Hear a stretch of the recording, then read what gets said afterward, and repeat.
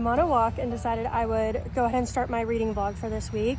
I have a couple books I want to knock off my fall TBR, and I started the first one already. I'm halfway through it. It's called Exorcism of Fairies by J.L. Vampa. I'll show it to you when I get back to my car, but I'm about halfway through. It's the first of at least a duology. It came out this year, so the next one doesn't even have a release date yet. It's really good so far. It's super fast paced. It almost reads like a romance, but it's fantasy. So the premise is basically that this girl, she's 28, she's in college for her post-grad. She took some years off. She worked for her family's business, which was like a mortuary, like she did autopsies on dead bodies and stuff. And now she's researching what they're calling the plague. This is based in Ireland in the 90s. And there's this plague that's infecting a bunch of people randomly. They can't figure out, it's not bacterial, it's not viral. There doesn't seem to be any connection between victims. It just chooses people randomly.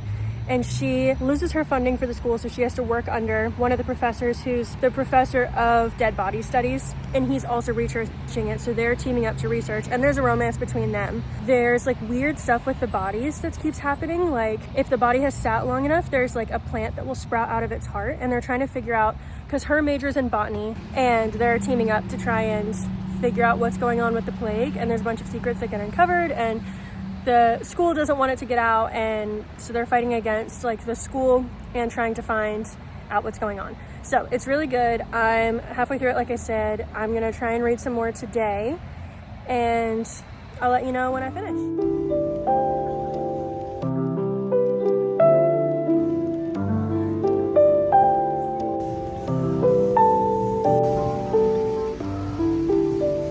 So I finished The Exorcism of Fairies the other day, and it was so cute. I do feel like it read more like a romance, which was fun because it was so fast paced, and I would rate it 4 stars. I think I would have liked it to be a little more academic focused and less romance focused. Personally, for me, that would have made more of a 5-star, but I do think like it was a really good balance. Next, I'm reading Strange Houses by Oketsu.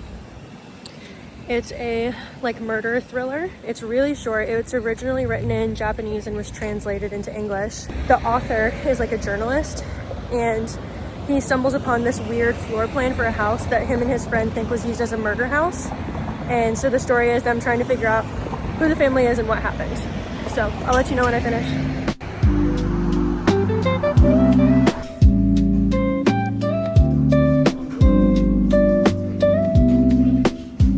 Hi guys, I finished Strange Houses a few days ago. I was sick over the weekend, so if I sound gross, it's because I am. So I got a lot of reading done this weekend, and I'm halfway through my next book. Oh, I guess I should tell you what I thought of Strange Houses. I thought it was really interesting. It was incredibly short. It was more of a short story, which I'm not mad about because it was fun to read something quickly. It was interesting. I saw some people saying it was like scary or horror, and I don't think it was at all. It was a mystery, mostly. The reveal was cool. I would recommend it if you want like a fun Halloween murder mystery.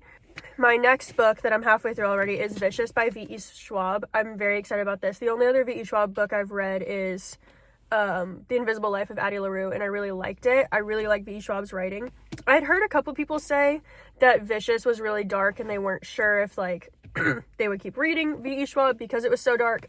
And I'm honestly confused as to why people said that. It's darker for sure, but same level I would say as like Secret History or really any dark academia. So plot so far is that these two best friends, Victor and Eli, they're in college. They're both writing their senior theses.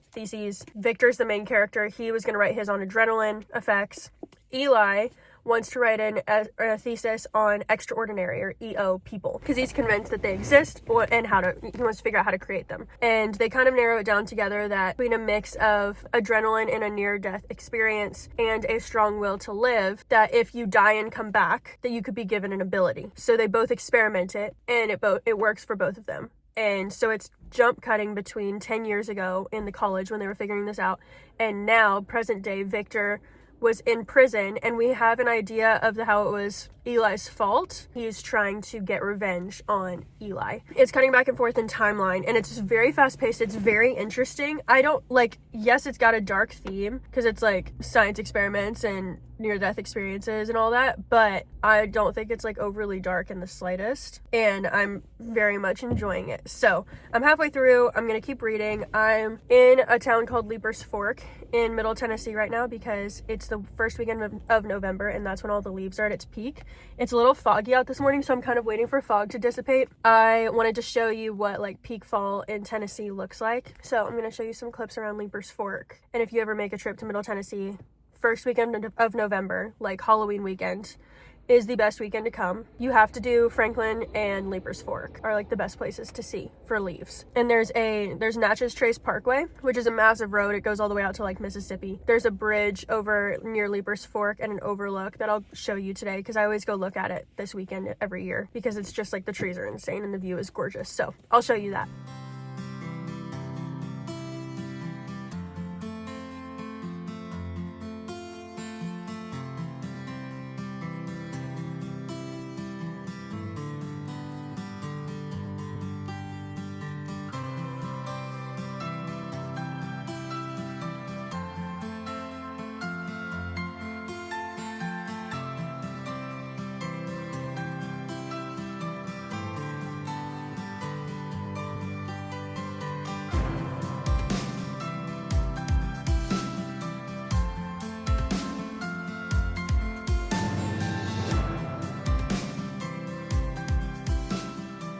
I mapped the Natchez Trace Bridge, and there's a side street that gets you up onto the Natchez Trace Parkway, and then the bridge is right there.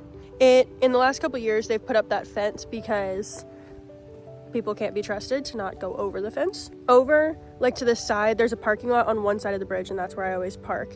And down that way, it says Birdsong Hollow, which I imagine you can probably map too, but down that way is just gorgeous trees. And then I'm going to show you my favorite overlook. This is parking lot. If you walk down on the side of the parking lot, there's like a little sidewalk, and then down this way is an overlook that's so pretty.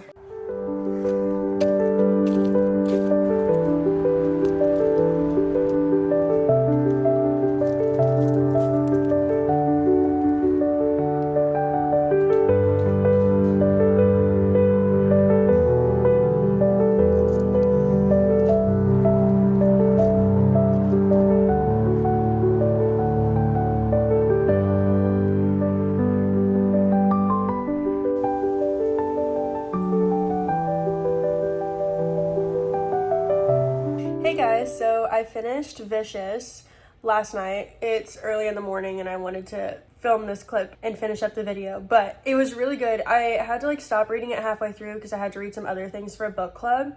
So it took me like a week and a half, 2 weeks to finish it, and that's upsetting to me because it was hard to like jump back into it. But what I will say is I think it was really good.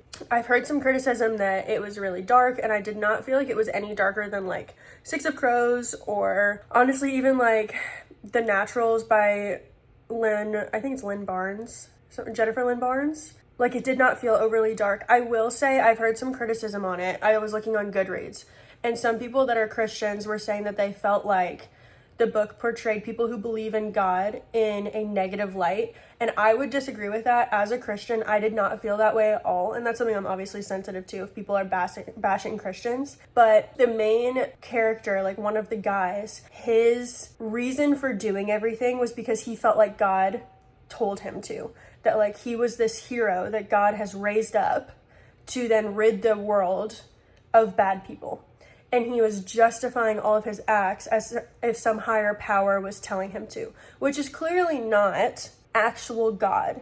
And to me, I thought it was a really cool portrayal of like when you see people that are like going through psychosis, who believe that they're Jesus, or who believe that God is telling them to do these crazy things, or you hear stories about people who are on drugs and they're like, God told me, or an angel came to me and told me to go out into the woods and like hurt myself or something crazy. Like, there's stories of that all over the place, and it's usually mental illness. And I thought that was more what the story was like, and I actually really enjoyed it and thought it was really interesting. So I'm probably going to rate the book like a 4.75. I thought it was really, really great, and I would highly recommend it if you like kind of like not dystopian, just like almost like superhero, people with unnatural abilities. And it's got like a little bit of a darker theme, but found family. It was really, really great and fast paced, and I really like V.E. Schwab's writing, and I'm really excited to read more of hers. I am probably not going to read the second one. I think it's called Vengeful, just because Vicious wrapped up really well, and Vengeful is about different characters. Because I was looking at the description on Goodreads, because I was like, wait, that story wrapped up really well. And I'm kind of happy with it being almost like a standalone. So I'm not gonna rate the second one. But yeah, 4.75, and I would love to hear everyone's thoughts, and I will see you in my next video. Bye!